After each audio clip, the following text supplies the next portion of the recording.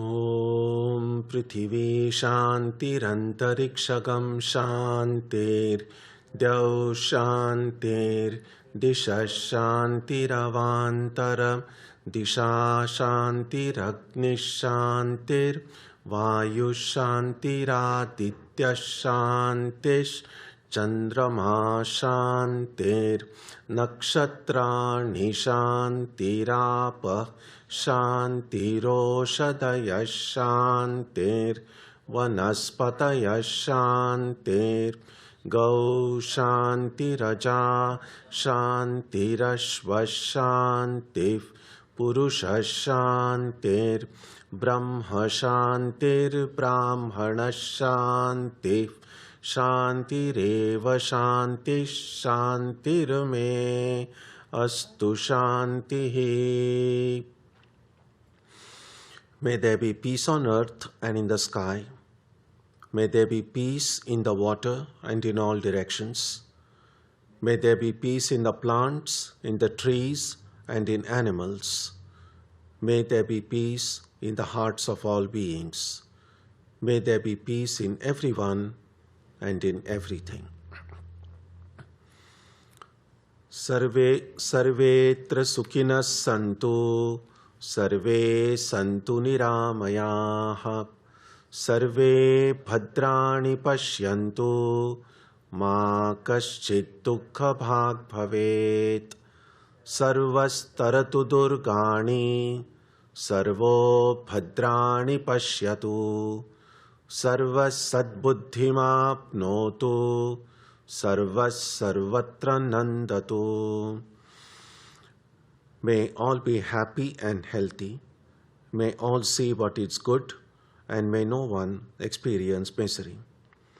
May all overcome their obstacles and acquire good tendencies.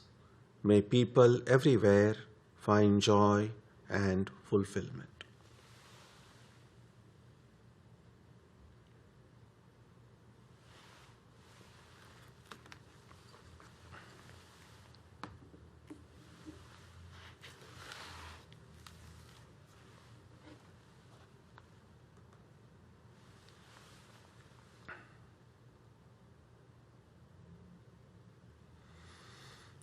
Let us now spend some time touching the center of peace and joy in our hearts. A good way to begin the practice is to withdraw the scattered energies of the mind and bring them to rest on one point. That point can be our own breathing. Let us therefore practice breathing with awareness. As we breathe in, let us visualize that our body and mind are being filled with love, strength, and compassion. And as we breathe out, let us release all the stress, anxiety, and exhaustion in the body and mind. Let us practice this way for a while.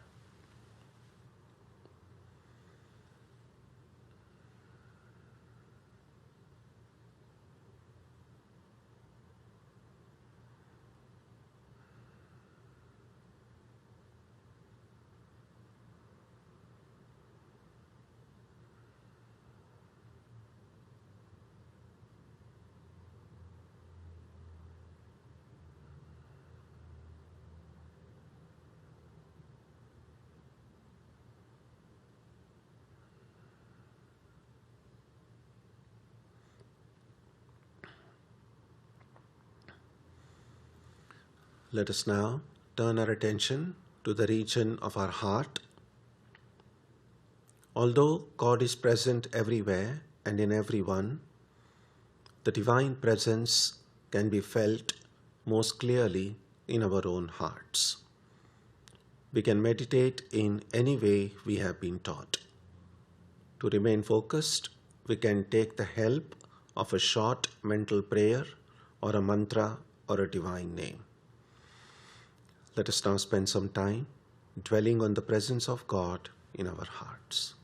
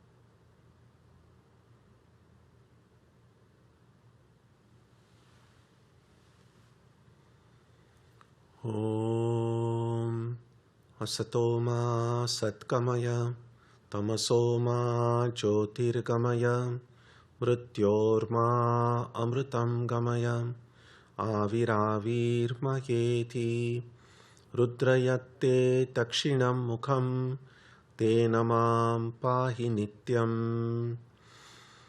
May the Divine lead us from the unreal to the real, from darkness to light, from death to immortality. May the Divine Consciousness fill our hearts and protect us.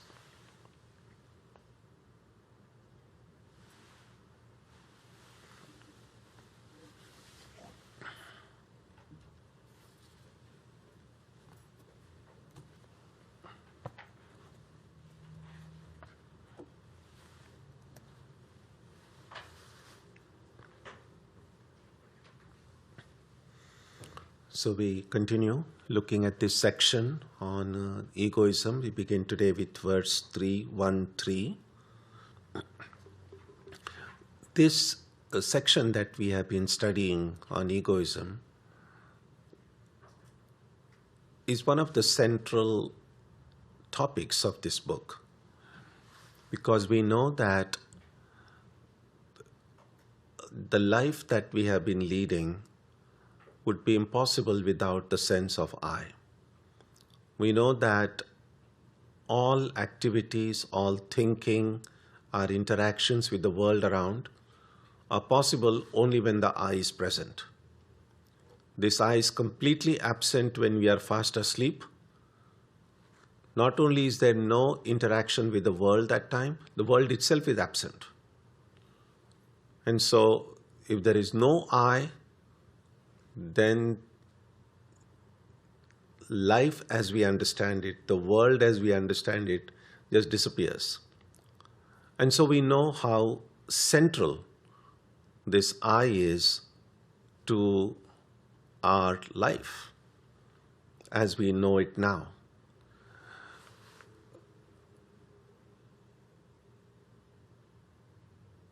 It's an interesting way to look at it, in a way that, think about it this way. If there is a professional runner, say someone who has run many marathons, one who has been running from a very young age, all their life they have spent running and maybe won many awards and stuff like that. And then after years of living that way, someone tells them, you don't know how to run. Your running is all wrong. That's not the way one should run. What would be, how would such a person think about it? It's like, I've been doing it all my life, and you mean to say now that was not the right way to do it? That's more or less the situation now, because it's not as if our life is beginning now. Well, if you look at it from the rebirth, we have had many lives, but we don't remember them. But forget about the past lives or future lives. Just think about this present life from the time we are born. There is a certain way we have lived with a sense of I. And now, what this book is saying, what Vedanta in general says, that's all wrong. The way you have been thinking about yourself is all wrong. Now, what does it mean it's all wrong? What it means is this. What these Vedantic texts say is that the way we have been thinking about ourselves, the way my I is manifesting in my life, and the pain, the sorrow, the stress, the sense of unfulfillment that we experience, no matter how happy and fulfilled we may be, there are areas in our life we are not happy with. There are things that do cause stress and anxiety and worry in us. And that's at the superficial level. And at the deeper level, of course, there is this ever-present monster called death. There is the ever-present possibility of illness. There is the ever-present reality of aging. There is the ever-present disturbance or a restlessness that is going on in the mind. Now that's the reality at the deeper level, and we all have experienced it. Now, do we have to just accept, as many people do, well, this is life. Just accept it as it is. Take life as it is. In other words, there's nothing you can do about it. There are some others who feel that there is something you can do about it, just go and change the world. And there are some who believe, no, we must change ourselves. Now, that's the question here. What kind of change in myself will bring about the kind of change I need to feel a sense of freedom, to feel a sense of perfection, to feel a sense of a true unalloyed bliss? I use the word unalloyed bliss because it's not as if we are not happy. There are lots of things in life that make us happy. We have experienced happiness in our lives. But we have seen that there are moments of happiness, there are moments of sadness. We kind of go like a tennis ball from this court to the next. We feel happy, then something sad happens and we feel sad, and then we feel happy again. And so, do we want our entire life to go from one court to the other like the tennis ball? That's why they say sukha dukkha.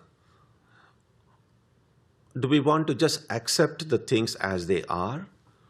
Or do we want to feel, is there a way by which all kind of suffering, gross and subtle, will go away from my life, and a kind of bliss and joy and perfection would remain, not for a few minutes or a few seconds or a few days, forever?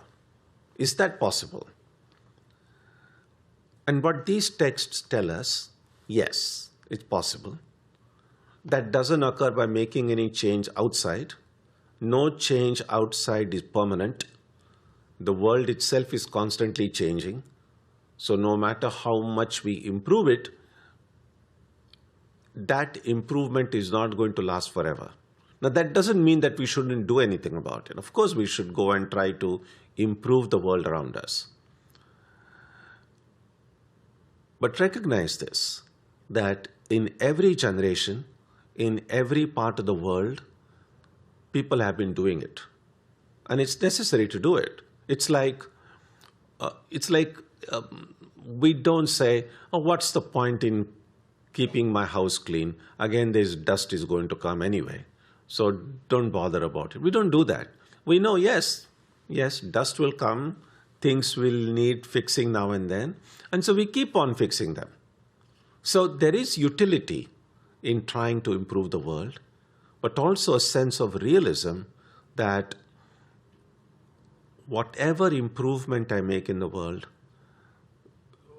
will need fixing as time goes on. And that's why every generation needs reformers. That's why that's why even God comes down again and again. Otherwise, there was really no need. God comes, fixes all the problems, and that's it. Problem solved. No, but after some time, the avatar says, now things need fixing again.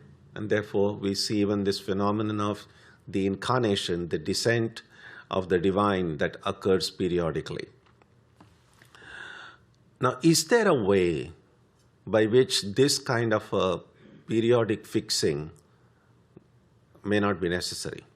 Is there a way by which I can solve the problem permanently?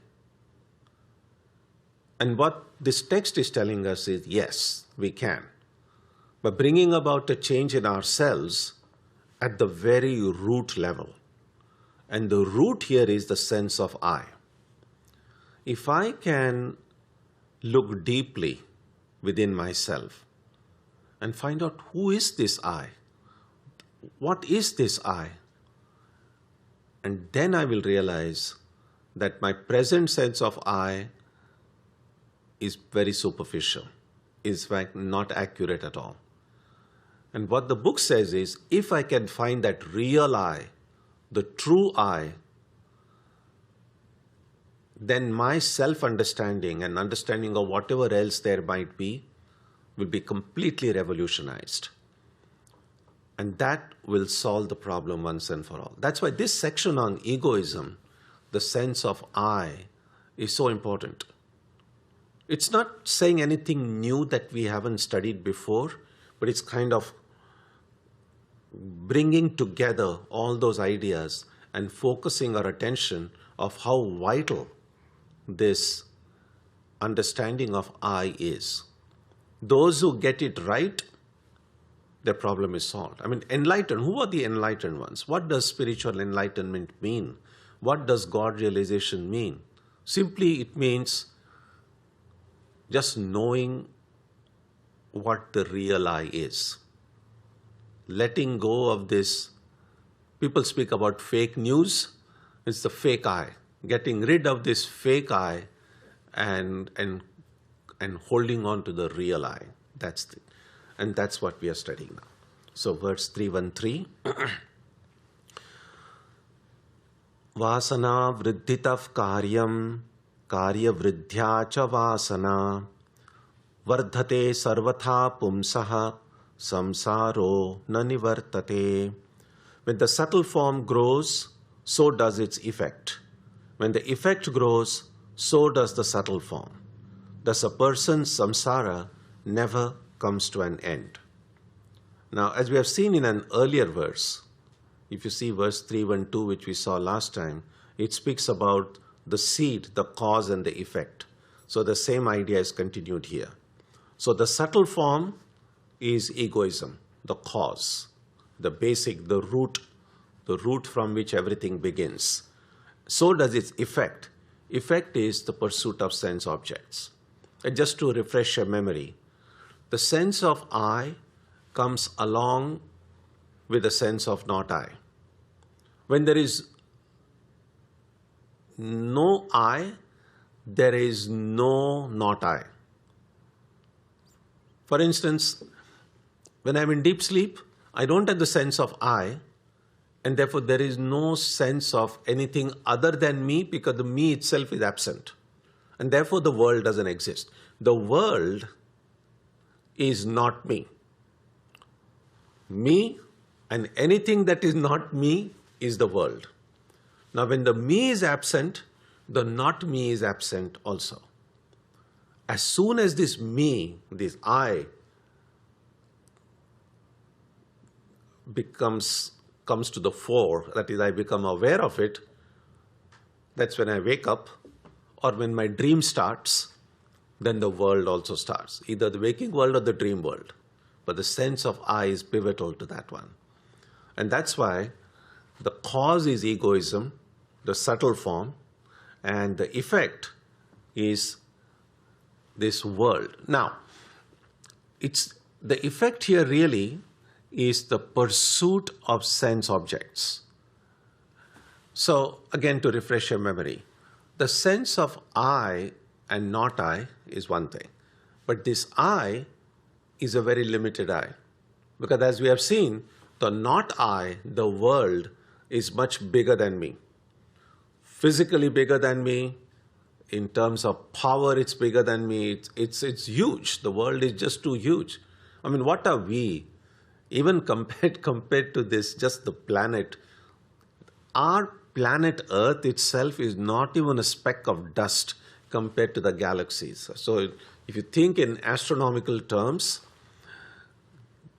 the Earth, even our sun, the brightest star known to us, is nothing in that vast expanse of the sky. And then think about it, in that our whole galaxy is a small little speck of dust in this expansive universe. And within that, you and me as individuals, we are nobodies. And just think about the egos people have. It's like, we are just nobodies, absolutely nobodies. So because we are so little and we see this big world or universe outside of me, that sense of incompleteness is kind of inbuilt here. And it's not just as I see the world outside, I react to the world outside. Because simply seeing, simply being the witness is not such problematic. But we don't just see things, we react to them. So there are things outside of me, living or non-living, which I hate. And I want to say, I want to do nothing to do. I don't want to do anything with it.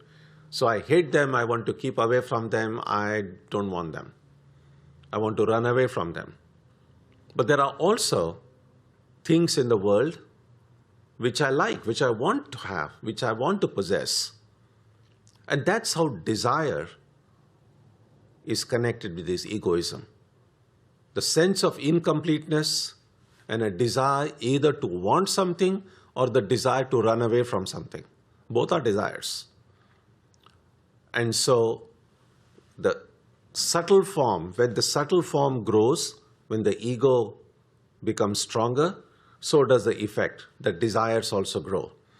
When the effect grows, so does the subtle form. So the sense of I and the desire and pursuit of sense objects, they feed on each other.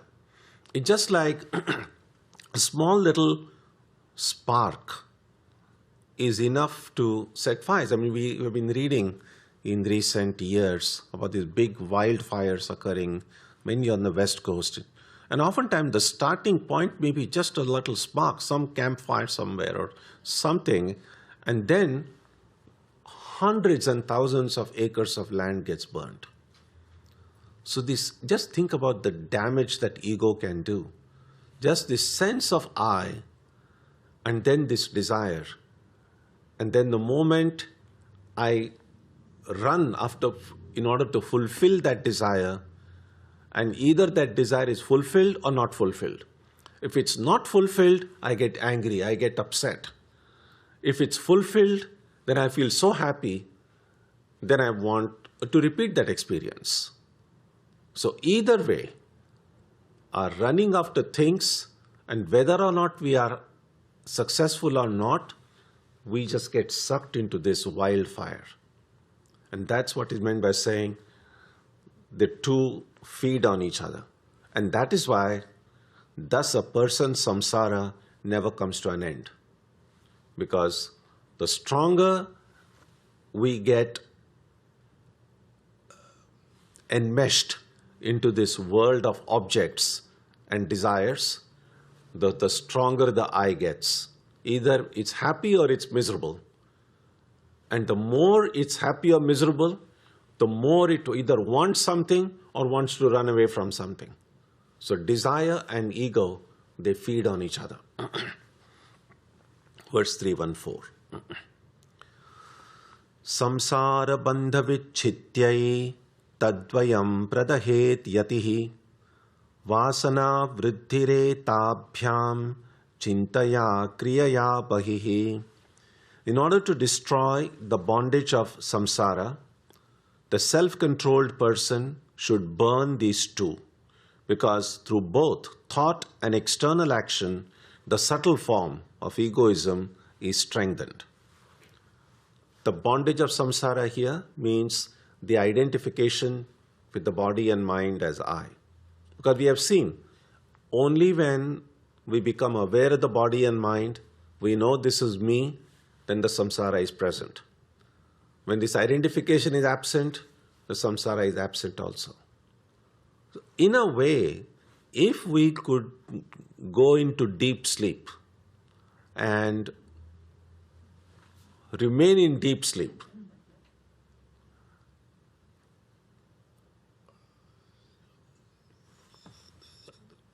really there'll be no problem there in some way. But we want to wake up, we want to experience the world. And of course, when we wake up, all our problems come back. But deep sleep itself is not the state of enlightenment. First of all, because it's a state of unconsciousness. We are not conscious, we are ignorant. If a fool goes to sleep, the fool wakes up. I mean, you don't say, oh, after sleep now, all my duality is gone, I wake up like a big rishi or anything. If you're stupid before going to sleep, when we wake up, we'll still be stupid. But if a person goes into samadhi, then when that person comes out of samadhi, it's a completely transformed being. What brings us, why we are not able to sleep forever, even if we would want to do so, is because of our karma. Because in deep sleep, we are at rest. We are not experiencing the world, the all duality is absent, and we do get rest in deep sleep. That's why it's not just how long I am lying in my bed and sleeping. The word deep sleep is important, because I may be asleep in my bed for 8 hours, and out of those 8 hours, I might be dreaming for 7.5 hours. So dreaming is not really rest. Yes, physically we are still lying in the bed, and in a way, yes, that seems like rest. But the mind throughout the dream process is extremely active. And so sometimes we might see that we have been lying down in bed for a long time. When we wake up in the morning, we don't feel that rested. So the actual rest, the real rest, is how much do I have that deep sleep? And those days, when you wake up in the morning, you just feel completely at peace. You just feel rested, both in body and mind. You can be sure that you have had a longer deep sleep. Nowadays, there are these sleep apps, which sometimes can give you at least an approximation about how much of your night you really had deep sleep and how much you didn't have. It's possible to do it. At least science has been helpful in giving us some idea about the different levels of sleep that we have. The self-controlled person, the Sanskrit word is yati, and here it means the spiritual seeker, because one of the first things that as spiritual seekers we need is self-restraint. The two cardinal practices in Sanskrit, they call it shama and dhamma. Dhamma means control of the senses, shama means control of the mind. Because left to themselves, we know from our own experience, they can just go. And the Upanishads give the example of, clearly because the Upanishads are so old, usually in their analogies will be things that we don't use today anymore, but they speak about the chariot, a horse-drawn chariot, a chariot which is drawn by 5 horses, if you like. And so they compare the sense objects to these 5 horses. Now, if these horses are not under control, if there is no charioteer holding the reins in the hand, then you have no idea where these horses are going to take us. And that's why that's why the need for discipline in spiritual life. And that's why the first thing, if we want to take spiritual life seriously, if we see ourselves as devotees, as spiritual seekers, then to first get control over the chariot of our life. God and everything will come later on. First thing is to make sure that we remain on the road. We don't get derailed here and there. And so that control of the body and mind, the control of the senses, the control of the mind, the one who does it is the self-controlled person. And of course, there are degrees. It's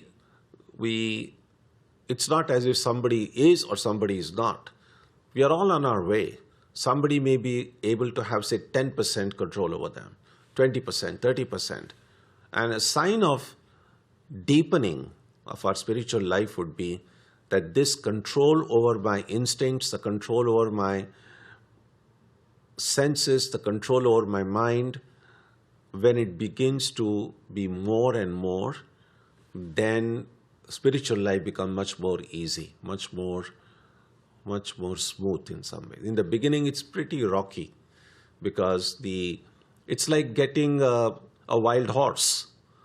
Now you got to break that fellow. Otherwise, you can't enjoy. I mean, horse riding is a wonderful exercise, but that horse should be well trained, and the horse will try. If you have tried horse riding, the horse will. If those are wild horses, not everybody can ride a wild horse. You need to kind of break them, train them, and then, of course, it's greatly wonderful. The mind is like that. If the mind is not tamed, if the mind is not brought under control, it can throw us off. And if you fall back from a horseback, we can get hurt. And we know, an indisciplined mind and the senses, we hurt ourselves. That's why we experience pain and sorrow and suffering in life. So that's what a self-controlled person is. Now those two should burn those two. Those two are what we have been discussing now, the cause and effect. The cause is egoism, the effect is the pursuit of sense objects due to desire. Now because through both thought and external action, the subtle form of egoism is strengthened. Now thought here is mental activity, external action is the physical activity. Now both these physical and mental activity occur only when we are conscious. And we are conscious means the reflected consciousness which manifests as this I in our body and mind. So it is the reflection which gives rise to this subtle form, the ego or the I sense. And so let me read that verse again. In order to destroy the bondage of samsara, the self-controlled person should burn those two, the cause and effect, the ego and the desire or the pursuit of sense objects, because through both thought and external action, the subtle form is strengthened. How the ego is connected with both. When there is ego, there is activity, physical and mental activity. When there is no ego, as in deep sleep, there is no physical and mental activity. Verses 315 and 316. Tabhyam pravardhamana sa sute samsritimatmanah trayanancha kshayopayah sarvavasthasu sarvada sarvatra sarvatas sarva brahmamatravalokanam sadbhava vasana dardhyat tatrayam layamashnute. When those two, everywhere you'll find now the reference to two, that means the cause and the effect. When those two, the subtle form of egoism, when those two grow, the subtle form of egoism leads to a person's continuation in samsara. The way to eliminate the three, egoism, thought and action, is to perceive only Brahman everywhere and in everything, all the time and in every condition. Those three disappear with the strengthening of the desire to be one with Brahman. So looking at that translation, those two means egoism and the pursuit of sense objects. Then the three are egoism and the consequent activity of the body and mind. That's why thought and action. Now, when those two grow, we continue. This is we have seen just now how we kind of remain enmeshed in this samsara. The desire and egoism feed on one another. Now, how do we eliminate these three? There are lots of numbers here, 2 and 3. You can see it's all explained here. So the three are egoism, and once there is ego, it leads to both physical and mental activity. That's thought and action. The way to eliminate that is to perceive only Brahman everywhere and in everything, all the time and in every condition. So 4 things are mentioned here. Everywhere. Everywhere means overcoming the idea of space. You see, we live in this domain of space. And space really, we don't really see space. What we see are objects. And when there are two objects separated, then we see, oh, they are separated by some space. But space itself cannot be seen. It's like light. We don't see light. We see objects illumined by light. Similarly, space is noticeable only when there are objects, distinct objects which are, and then I say, okay, now these two chairs, they are separated by this space. There is a space separating the two. But if there were nothing here, then there is no way for me to even understand the idea of space. And so seeing Brahman everywhere, seeing this one reality everywhere really means transcending the idea of space. We have seen on earlier occasions how Maya, or our whole existence in a way, is defined by these notions of time, space, and causality. That our mind is incapable in its present state to think of even to think of something beyond space, beyond time, beyond cause and effect is not possible unless we find a way to transcend our mind. And so seeing Brahman everywhere means, put negatively, it means saying none of these objects exist. They are not real. The only reality is this one reality which is present everywhere. In everything overcomes the idea of different objects. Because I am able to see a table different from a chair or from a piano or from a carpet because I see that they are distinct. Their form is different, their name is different, oftentimes their material is different.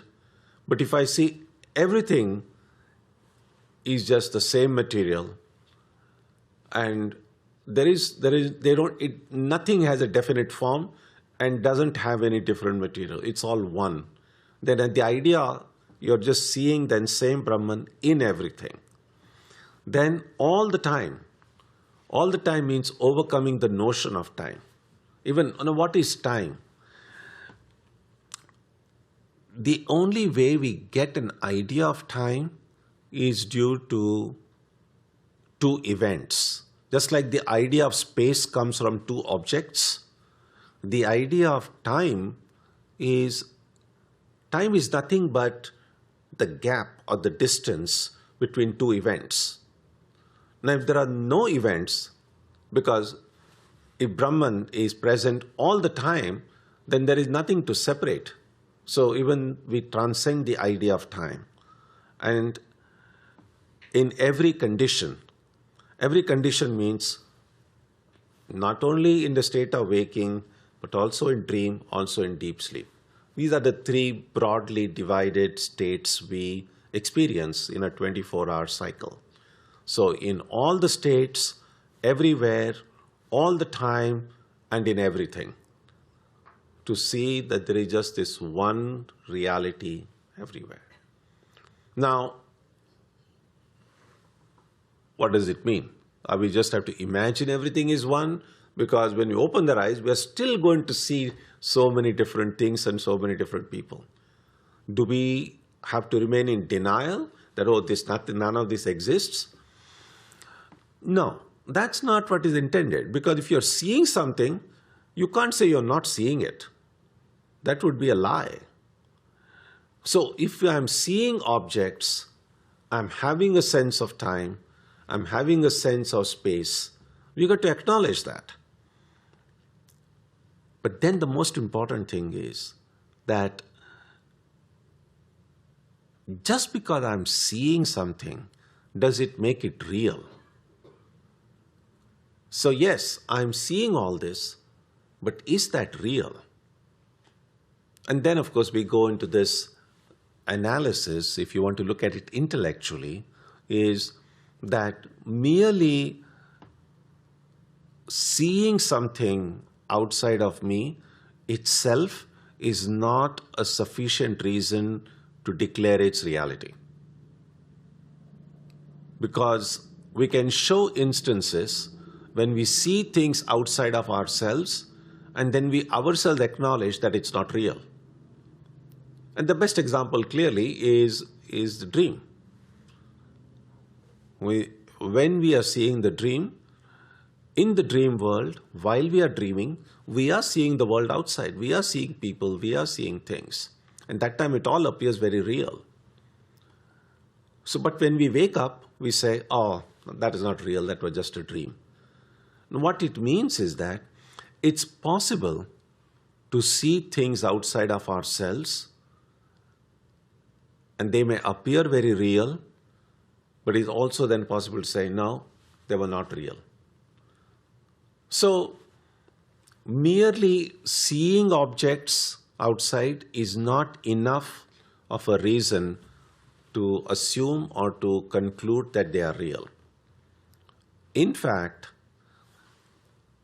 and we won't go deep into this now, but Shankaracharya in his commentaries points that because we are seeing things outside of ourselves, that is why they are not real. So he just kind of turns the evidence on its head, that if we say things are real because I see them, they say things are unreal because I see them. And the idea is all of our seeing is occurring through the instrumentality of our mind and our senses. We are not really, okay, let's put it this way. Can I fully trust my senses? Am I really seeing the world exactly as it is? And we know, even from a very superficial study, we're not really seeing it. We are seeing only what our senses will allow us to see. So even visually, it's not all frequencies that my eyes can grasp. I don't have night vision. But we know that through infrared and other things, you can see things at the night, but I can't. All the different smells and fragrances, a dog can see, a dog can sense the world of smells much more, several thousand times more than what my nose can get that sense. And so we know that, yes, our senses are helpful in grasping this world outside, but the senses also have a limited range. Only within a certain range, a certain visuals I can get, a certain sound waves I can hear. Plus, we don't have a sense which detects magnetism, electricity. If we have a sixth sense, seventh sense, which would make me conscious of magnetic forces around me, electric forces around me, the world I see will change. The world I see is directly related to what the senses will allow to go in. If I'm deprived of any of my senses, the world will be different from me. If I cannot see, or if I cannot hear, then the world for me will be very different from someone who has all the other senses, or someone who develops a magnetic sense. So which is the real world? What is the real world? None of us know what is out there. And it's not just the senses. It's the mind then that is interpreting all the data that the senses bring. And the ability of the mind to interpret will vary from person to person. So what I'm seeing right now is not really the world. So there is, let's assume there is something out there. And let me just call it, just as in algebra, sometimes you do x. What's outside there is x, which I don't know. What I'm seeing is x plus my mind.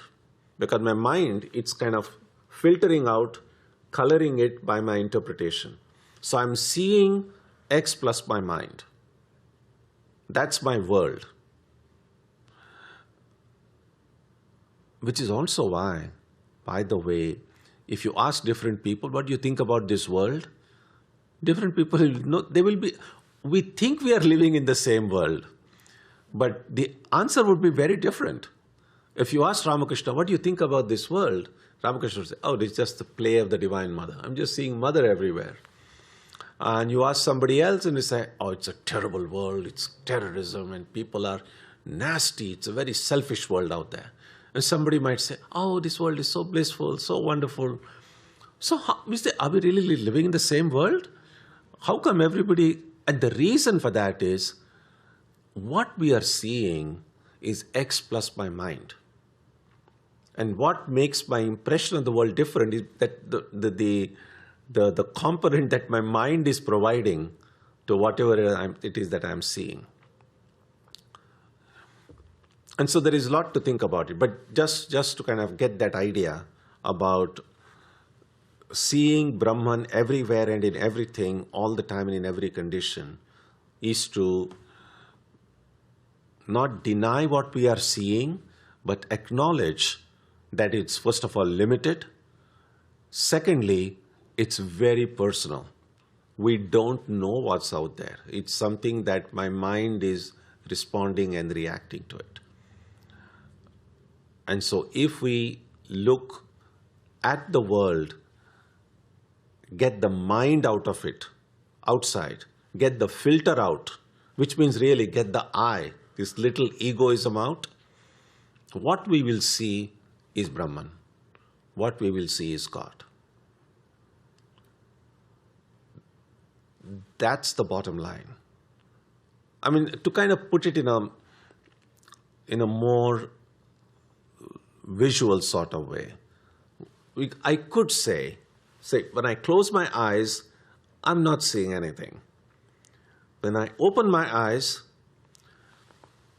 for that first nanosecond, the smallest time fraction of the time you can think of, as soon as I open my eyes, I'm really seeing Brahman. I'm really seeing God.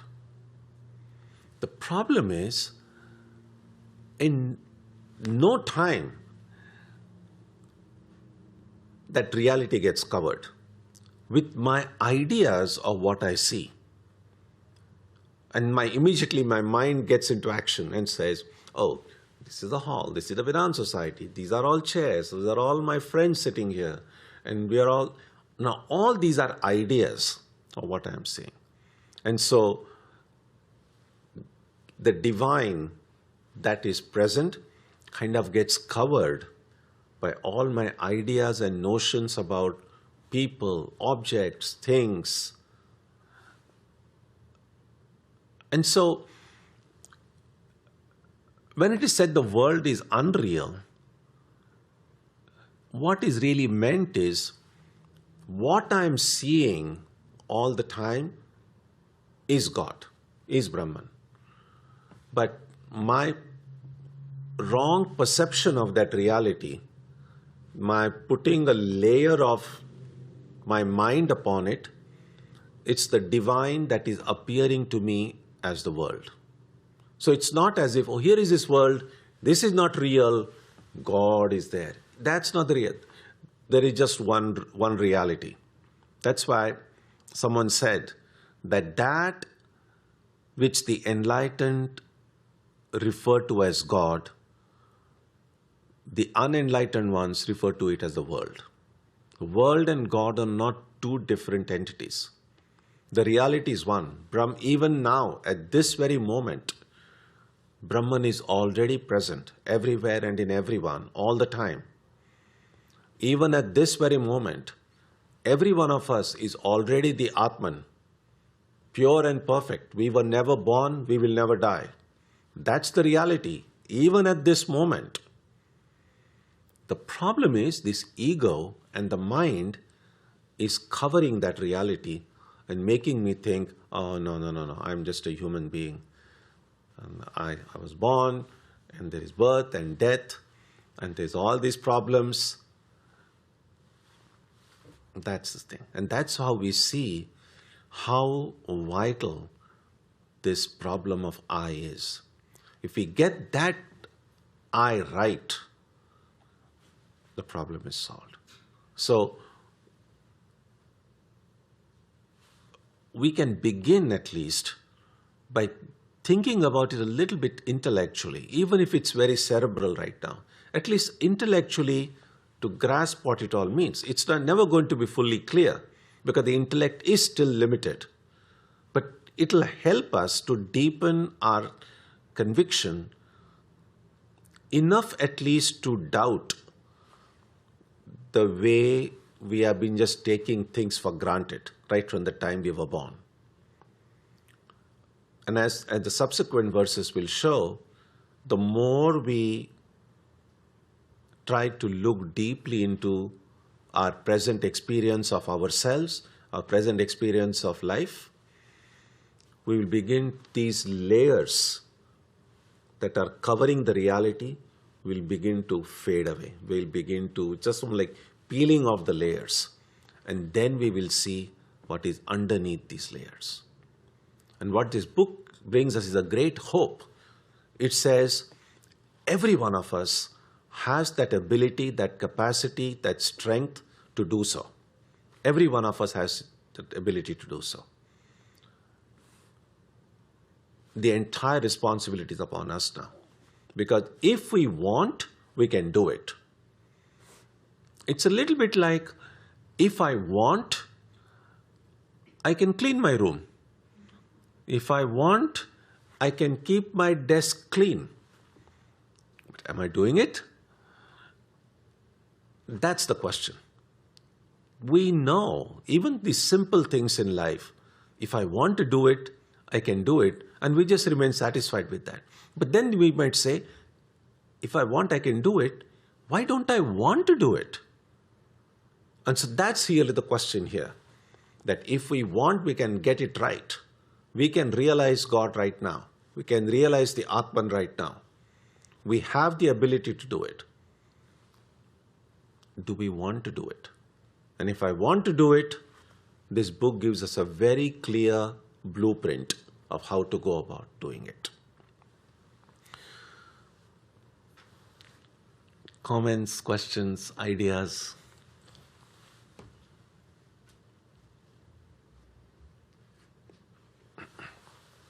Yeah.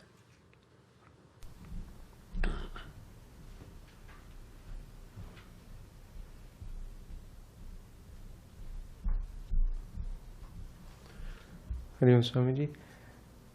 Swamiji, if we think that directly removing the ego is hard, can we work on removing the effect? Can we work on removing the pursuit of Absolutely. the sense object? In fact, good you brought it up. In fact, we will do it next week.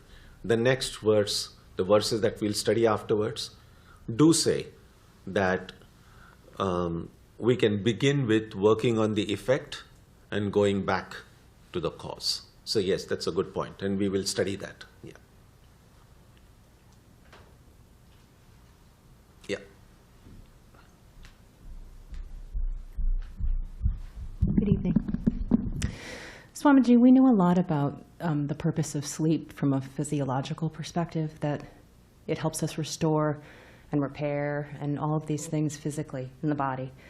I'm curious if Vedanta has any, espouses any purpose spiritually about dream or deep sleep. Is there a higher or more divine purpose for these different phases of sleep and deep sleep and dreaming? Yes, there are books. I think there is a text called Yoga Vasishtha, which kind of makes a deeper study of these different states. In fact, when we speak about these three states, waking, dream, and deep sleep, that's a pretty broad generalization. There are books which sometimes divide it into more 24 states. There are books which say. I mean, it's easy to kind of, sometimes we say problematize the situation, or we could say that kind of see the nuances involved. And what that means is that there are stages that people have categorized into. For instance, the stage which is in between waking and dream, and they kind of have a different name for it. And sometimes people just call it then lucid dreaming, for instance.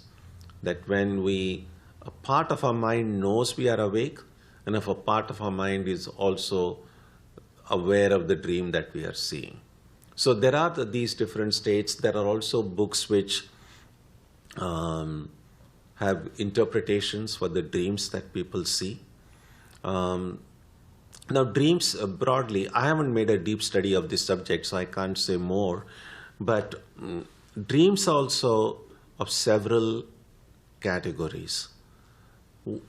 Most of the dreams that most people have are pretty much a rehash of our waking experience, but kind of jumbled. It's a little bit like you have a screenplay or a story, and then you just jumble up all the characters and the events in different ways, and then you have a new script. So sometimes we'll see that we do see people, objects, and things in our dream that we are familiar with, but sometimes in a very different context, in a situations we mean unimaginable in the waking state.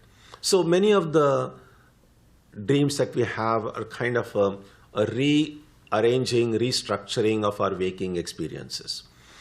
Now, there are a few dreams people have had, and they're sometimes called the prophetic dreams, about things or the events that are going to occur. Sometimes people see something happening, and then a day or two later, they see that thing actually happening in the waking state. And they say, oh, I dreamt about it. People tell it. So some of those dreams are like that. Then there are some dreams which we can truly call spiritual dreams, because many, for instance, we see that in the lives of Holy Mother Sharda Devi, the lives of Ramakrishna, and many of these great lives of these spiritual personalities, that there are people who have received mantra, received initiation in their dreams. Now you might say, well, is that valid? And now in some cases, we read in Holy Mother's life, actually, there are several instances when the people who Holy Mother went in their dream and gave them a mantra. And so they wake up the next morning and they happen to be living in Calcutta where Mother was. So they were living during that time. And they did go to Mother in person in their waking state and requested a mantra. And the Mother gave them the exact same mantra that they had received in the dream. So this kind of, at least, there are these confirmations that it was not just dream that you could just forget about, that there had an element of truth or reality in it. So there are these different kinds of dreams, and it's not always possible for us to distinguish which are which. But one thing can be said definitively, that some of these dreams which get classified as spiritual dreams will leave a deeper impression in the mind. It won't be, there are a lot of times there are dreams we wake up in the morning, and immediately after waking up, maybe the last dream we saw just before waking up, we might remember. But then if you don't think about it too much, as the day progresses, it just kind of just disappears, or the most the details will disappear. But if it's a spiritual dream, it leaves a deeper imprint on the mind, and that's something we will never forget. So yes, there are these different kinds of dreams, and there are, I think in Western psychology, they have done a lot of study about the dreams and what it means and so on. But they haven't done that much of it. You don't find in Vedanta and other traditions. And part of the reason was because they just say the reality is the one who is seeing the dream, not the dream itself. So much of their exploration and thinking were about the subject, the seer, rather than the seen. Yeah. Yes. Swamiji, one of the things that we said in the last verse was that you become one with Brahman. But if you are brought up with a sort of mind with a duality where you think there is a higher authority that can help you, so we say the Gayatri mantra, we say Prachodaya, does that help you to get to that stage, to become one with Brahman, even Sure. though you may be thinking of duality? Sure, yeah, thank you. Yes, a bhakta or a devotee doesn't want to become one with God. There is a relationship that a devotee has with the deity. And so, yes, in the path of bhakti or devotion, one is not really aspiring to be one with God, but in effect, a oneness is achieved, even though you are not seeking it. And simply it's like this.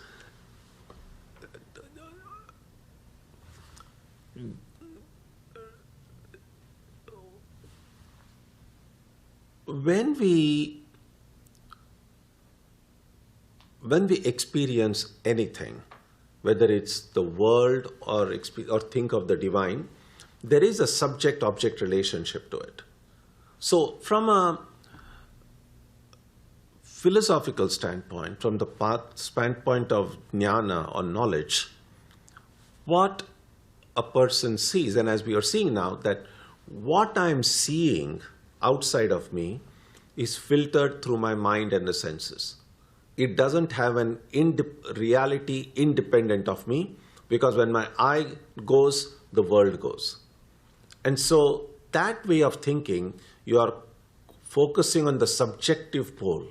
Then what that you're seeing is the seer is the real. Everything else is an appearance. Now, that way of thinking just leaves oneness, the one who is seeing. Now, in the case of a devotional approach to spiritual life, a bhakta says, God is my all in all. I am a servant of the Lord. I am a child of God. I don't want to be one with God. I am just a child of God. Now, that love that a bhakta has for the divine, when that love reaches a stage when you are no longer thinking of yourself, you are just thinking about the object of your love. So when a bhakta's mind is immersed in thinking of God, not that I want to be one with God, but I love God. God is all that my mind is thinking of. Then a time is reached when I am not even thinking of myself. Because if I'm thinking of myself, then there are two things. I'm thinking of myself and I'm thinking of God. But when my whole mind is given to God, I'm no longer thinking of myself.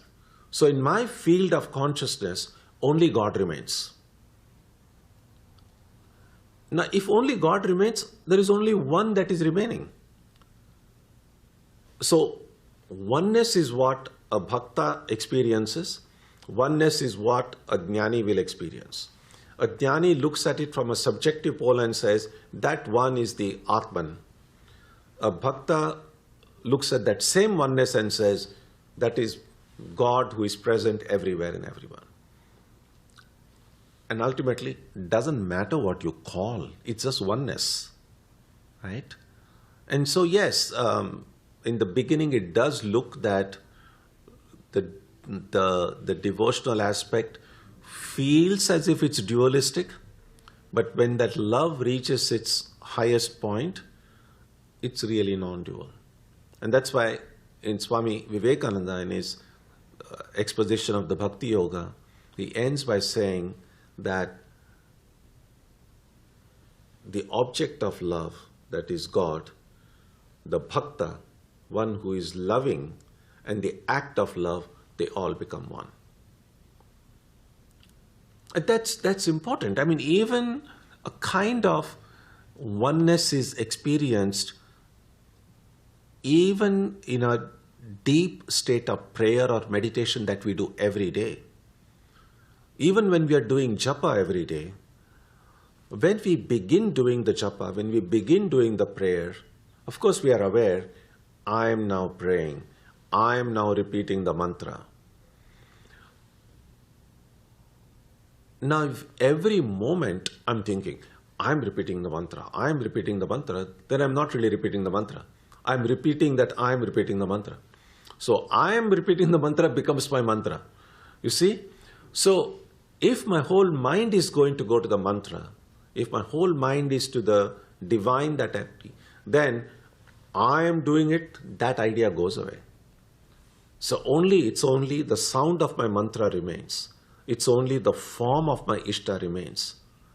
And so when the I completely goes out of it, then it's just what that's remaining. Because what makes two is the sense of I and the object of my perception. But when this I goes away, there is only one that remains. So even on a daily basis, every time we have good meditation, a good prayer, we are experiencing oneness. And that's why I often say that when you are meditating and you are having a really good meditation, resist and you're just feeling good about it. Of course, when you have good meditation, you're going to feel lighter. You're going to feel happier. Don't pay attention to that happiness. Because when you do, then you're like, oh, I'm having such good meditation today. You see that I has come again. And once that I comes, your meditation has ended. You see? And in fact, that sense of, it's almost like an euphoric state. That sense of happiness and thing is actually an obstacle. It's actually a temptation. And we have to resist that temptation to want to, in fact, they call it rasa aswadanam. Aswadanam means to taste. Rasa means that joy. So you're kind of deep in meditation, you're feeling happy about it, and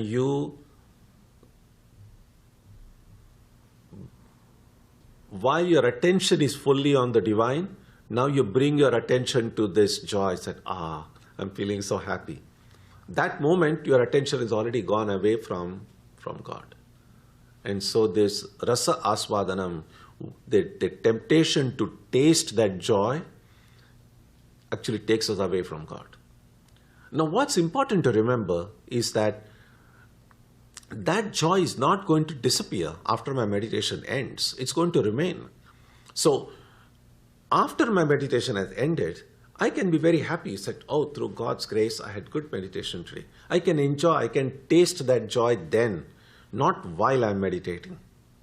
So both a devotee as well as a jnani, both are experiencing oneness. But it's get expressed in very different ways. Okay? So we'll stop here today, and when we meet next time, we'll begin with verse 317.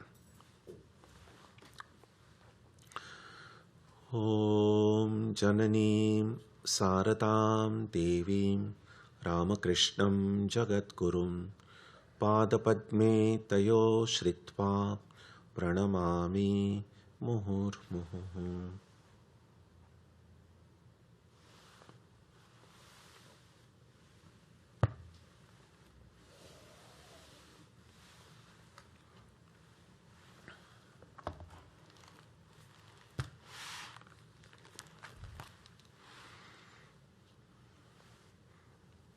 Sunday is Mother's Day, so our topic will be God as Mother.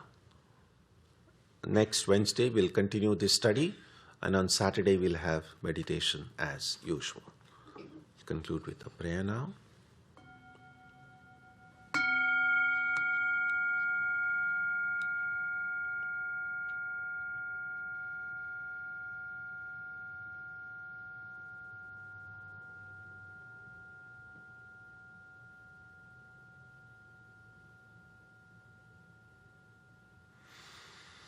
May the Divine Being, who is the Father in heaven of the Christians, Holy One of the Jewish faith, Allah of the Muslims, Buddha of the Buddhists, Tao of the Taoists, Ahura Mazda of the Zoroastrians, the Great Spirit of the Native Americans, and Brahman of the Hindus, lead us from the unreal to the real, from darkness to light, from death to immortality.